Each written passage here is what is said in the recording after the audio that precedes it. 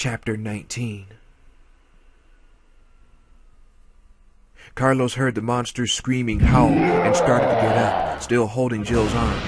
They had to get away before it saw her, and the front of the building cracked open as though it were made of balsa wood, wreckage from the helicopter spewing out in a burst of smoke and debris. Before Carlos could get down, a large piece of blackened rock from the building's outer wall smacked into his left side. He heard and felt a rib give way as he fell, the pain instant and intense. "Carlos!" Jill leaned over him, her gaze darting back and forth between him and part of the tower he couldn't see, the grenade launcher still clutched in her hands. The Nemesis had stopped roaring. Between that and the sudden, brutal silencing of the bells, Carlos could hear something thumping heavily to the ground, followed by the crumble of powdering rock in a slow, even rhythm. "It's coming. It jumped off the roof, and it's coming." "Run," Carlos said, and he saw that she understood, a second before she took off, that she had no other choice. Boots kicking the ground away, she left him alone as fast as she could. Carlos turned his head as he sat up, willing himself not to feel pain, and saw the creature standing in a pile of broken concrete and burning wood, unaware that the hem of its leathery coat was on fire as its aberrant gaze tracked Jill. As before, it didn't seem to see him. "As long as I don't get in its way," Carlos thought, propping himself against a cool stone of the fountain, lifting his rifle. "It doesn't hurt. It doesn't. In a single, powerful motion, the Nemesis lifted a rocket launcher to its giant shoulder and took aim as Carlos started firing. Each clattering round from the M16 sent a fresh pulse of muffled agony through his bones, but his aim was good in spite of the pain. Tiny black holes appeared on the creature's face, and Carlos could hear the ping of the ricochet off the battered launcher. The fleshy tentacles that rose up from beneath the monster's long jacket whipped around its upper body as if outraged, coiling and uncoiling with incredible speed. Carlos saw that it was swinging the bazooka toward him, and he kept firing, knowing that he couldn't get up in time to run. "Get away, Jill! Go!" It sighted Carlos and fired, and Carlos saw a burst of light and motion coming at him, felt the heat of the high-explosive anti-tank missile radiating against his skin, and somehow, he wasn't dead, but something not far behind him blew up. The force of the blast lifted and threw him roughly against the side of the fountain. The pain was spectacular, but he raggedly held on to consciousness, determined to buy Jill a few more seconds. Half laying across the lip of the fountain, Carlos started firing again, shooting for its face, rounds going everywhere as he struggled to control the weapon. "Die! Just die already!" But it wasn't dying. It wasn't even flinching, and Carlos knew he only had a half-second left before he was blown into a greasy stain on the lawn.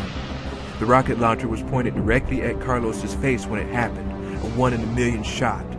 "Carajo!"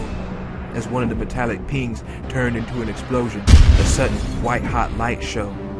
The monster pitched backwards as its weapon disintegrated, dropping out of sight. Carlos's rifle went dry. He reached for a new magazine, and there was a new pain. He lost track of the light, darkness pulling him down. Jill saw Carlos collapse and made herself stay where she was, standing between a trolley and a hedgerow.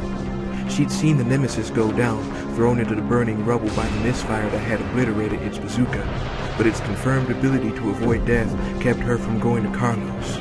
If it was still coming, she wanted to keep it focused on her alone. The grenade launcher felt light in her hands, high adrenaline giving her a second wind with a vengeance. And when the Nemesis rose up, one shoulder burning, blistering black and red flesh visible beneath its ruined clothing, Jill fired.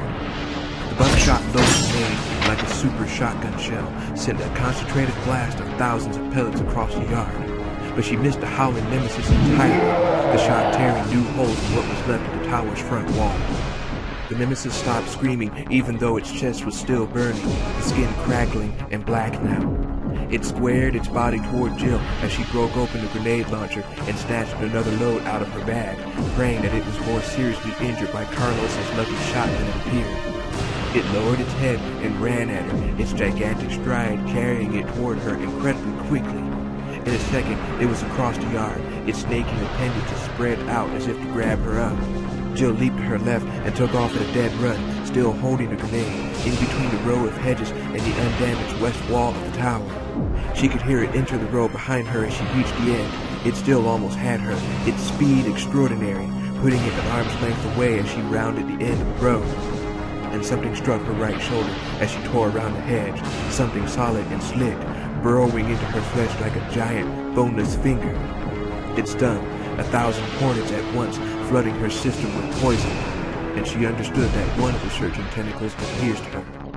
Oh shit, oh shit, oh shit! She couldn't think about it. There wasn't time. But the Nemesis stopped suddenly, threw its head back, and bellowed its victory to the cold stars above. And Jill stumbled to a halt, shoved the load into the gun, and snapped the breech closed, and fired as it lunged toward her again. The shot clipped the howling Nemesis just below its right hip and tore into the meat of its upper thigh, bits of skin and muzzle flying out behind it. And it crashed, a few more momentum strides, and it went down in a spray of ravaged tissue, monstrous and silent and suddenly still. In a fever to reload, Jill dropped the second-to-last buckshot grenade, and it rolled away. She managed to get a firm grip on the fifth and was just snapping the gun closed when the Nemesis sat up, facing away from her. Jill aimed for its lower back and fired, the thunder of the weapon just another dull sound beneath the ringing in her ears. The Nemesis was moving, standing up when it was hit, and the pellets hit low and left, what would be a lethal kidney shot for a human. Apparently, not for the Stars Killer. It stumbled, then stood up and started to limp away, one giant hand clapped over its new wound. Leaving! It's leaving! Her thoughts were slow and heavy. It took her a moment to understand that its departure wasn't good news. She couldn't let it get away, let it repair itself and come back. She had to try and kill it while it was weak. Jill drew the python and tried to take aim, but her vision doubled suddenly, and she couldn't focus on the receding figure as it dragged itself through the fiery wreckage. She felt lightheaded and flushed, and thought it very likely that she'd been infected by the T-virus. She didn't have to see the shoulder wound to know it was bad. She could feel hot blood coursing down her side, soaking into the waistband of her skirt. She wished she could believe that the virus was being washed out of her system, but she couldn't kid herself, even so direly injured. For a few seconds she considered the loaded .357 she still held, and then thought of Carlos and knew she had to wait. She had to help him if she could. She owed him that much. Summoning the last of her rapidly draining strength, Jill started toward Carlos. He lay by the fountain, groaning and half-conscious. Hurt, but at least she couldn't see any blood. Maybe he's okay. It was her last thought before she felt her body betray her by giving up, dropping her to the ground and putting her into a very deep sleep. Dark, elsewhere ringing and escape, fire and dark and bullets. Can't hear. Jill running from the fire and the thing firing, high explosive missile aimed at my face. Carlos came to in a rush, confused and hurting and looking for the fight, for the Nemesis and Jill. She was in trouble if that thing got a hold of her. It was a quiet, still night, and low fires burned all around, providing a dancing orange light and enough heat to make him sweat. Carlos forced himself to move, crawling to his feet and holding his ribs tightly, jaw clenched from the pain. Fractured or broken, maybe two of them, but he had to think about Jill now. Had to shake off the effects of the multiple blasts, and... "Oh no," he said, forgetting about his aching exhaustion as he hurried toward her. Jill was lying on a patch of burnt grass, perfectly still except for the steady ooze of blood from her right shoulder. Still alive, but maybe not for much longer. Carlos swallowed his pain and picked her up, the dead weight of her body making him want to scream in anger at the insanity that had unfolded and grown in Raccoon, that had imposed its merciless grip on Jill and on himself. Umbrella, monsters, spies, even Trent, all of it was crazy. It was a nightmare fairy tale, but the blood was real enough. He held her close, turning, searching. He had to get her inside, safe, somewhere he could dress her wounds, where they could both rest for a little while. There was the chapel in the mostly undamaged west wing. There were no windows and good locks on the door. "Don't die, Jill," he said, and hoped she was listening as he carried her across the burning yard. Chapter 20.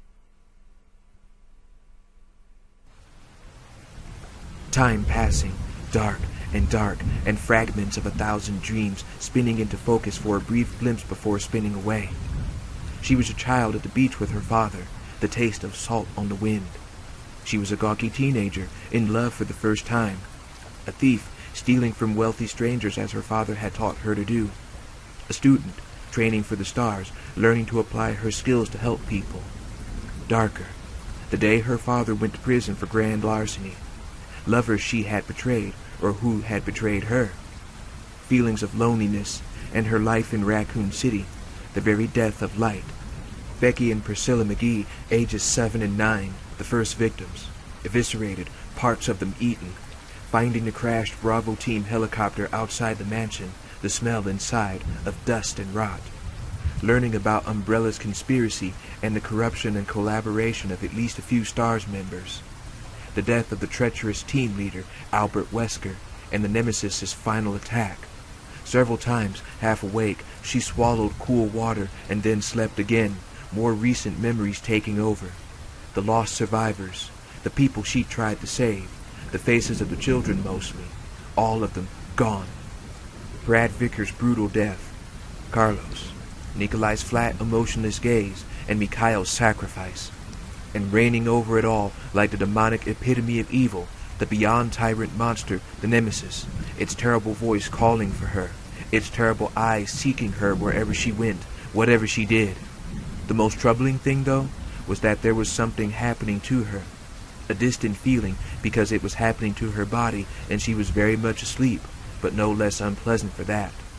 It felt like her veins were heating up and expanding, like her every cell was becoming thick and heavy with strange spices, sticking to the cells around it, all of them boiling gently, like her whole body was a vessel filled with moving, wet heat. Finally, the gentle sound of falling rain lapped at the edges of her awareness, and she yearned to see it, feel its coolness on her skin, but it was a long, tiring struggle to leave the dark behind. Her body didn't want to, protesting louder the closer she got to the surface of gray, the twilight between the dreams and the rain. But determined, she won out. After deciding that she was alive, Jill opened her eyes.